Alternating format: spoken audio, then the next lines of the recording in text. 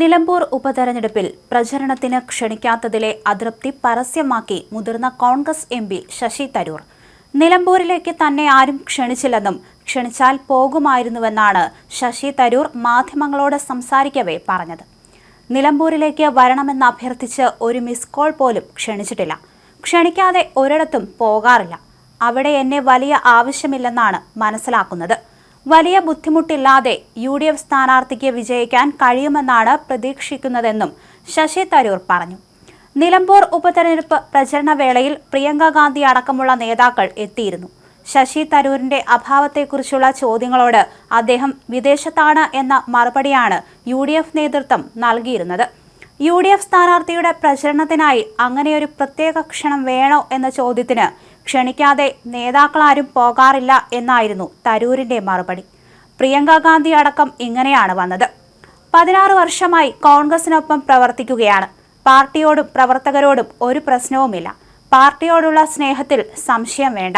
Party അവഗണിച്ചുവെന്ന തോന്നലുമില്ല. നേതൃത്വത്തിനോട് ചില പ്രശ്നങ്ങളുണ്ടെന്ന് എല്ലാവർക്കും അറിയാം. അതൊക്കെ പാർട്ടിക്കകത്ത് സംസാരിക്കാറാണ് പതിവെന്നും തരൂർ പറഞ്ഞു. BJPയിലേക്കെന്ന അഭ്യൂഹവും തരൂർ തള്ളി. താൻ എവിടേക്കും പോകുന്നില്ലെന്നും BJP പ്രവേശനത്തെക്കുറിച്ചുള്ള ചോദ്യങ്ങളോട് അദ്ദേഹം പ്രതികരിച്ചു. പ്രധാനമന്ത്രിയുമായി സംസാരിച്ചത് നയതന്ത്ര ദൗത്യത്തെപ്പറ്റി മാത്രമെന്ന് തരൂർ പറഞ്ഞു. കോൺഗ്രസ് നേതൃത്വവുമായി അഭിപ്രായ വ്യത്യാസം ഉണ്ടെങ്കിലും രാഷ്ട്രീയ ലൈനിൽ മാറ്റമില്ലെന്നും അദ്ദേഹം പറഞ്ഞു. നേതൃത്വത്തോട് പലപ്പോഴും അഭിപ്രായ വ്യത്യാസമുണ്ടെങ്കിലും എല്ലാവരോടും സൗഹൃദപരമായിട്ടാണ് പോകുന്നത്, തരൂർ പറഞ്ഞു. നിലമ്പൂർ ഉപതെരഞ്ഞെടുപ്പിൽ സംസ്ഥാനത്തെ ഏതാണ്ട് മുഴുവൻ കോൺഗ്രസ് നേതാക്കളും UDF സ്ഥാനാർത്ഥി ആര്യാടൻ ഷൗക്കത്തിന്റെ പ്രചരണത്തിന് എത്തിയിരുന്നു. എന്നാൽ പ്രവർത്തക സമിതി അംഗവും MPയുമായ ശശി തരൂർ തെരഞ്ഞെടുപ്പുമായി ബന്ധപ്പെട്ട ഒരു പരിപാടിയിലും പങ്കെടുത്തിട്ടില്ല. തരൂരിന്റെ അസാന്നിധ്യം തെരഞ്ഞെടുപ്പ് പ്രചരണ സമയത്ത് തന്നെ ശ്രദ്ധേയമായിരുന്നു. അതേസമയം ഇന്ന് തിരുവനന്തപുരത്ത് ഫ്രഞ്ച് അംബാസിഡർ തിയറി മാത്യുവുമായി നയതന്ത്ര സാംസ്കാരിക സംവാദത്തിലും തരൂർ പങ്കെടുക്കും. അതിനുശേഷം വീണ്ടും വിദേശയാത്രയ്ക്ക് പോകും. റഷ്യൻ തലസ്ഥാനമായ മോസ്കോയിലേക്കാണ് ഈ യാത്ര.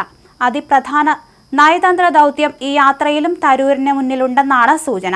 റഷ്യൻ സർക്കാരിന്റെ അന്താരാഷ്ട്ര സമ്മേളനത്തിന് കേന്ദ്ര സർക്കാരിന്റെ അടക്കം അനുമതി വാങ്ങിയാണ് തരൂർ പോകുന്നത്.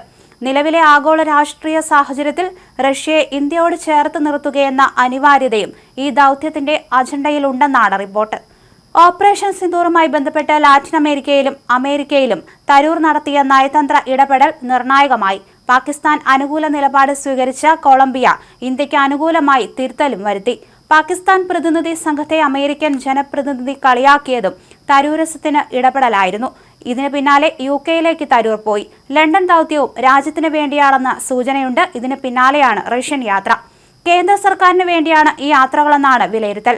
എന്നാൽ ഇതൊന്നും തരൂർ ക്യാമ്പോ സ്ഥിരീകരിക്കുന്നില്ല. എന്നാൽ തരൂരിന് മോസ്കോയിൽ നിർണായക ദൗത്യങ്ങളുണ്ടെന്നാണ് സൂചന.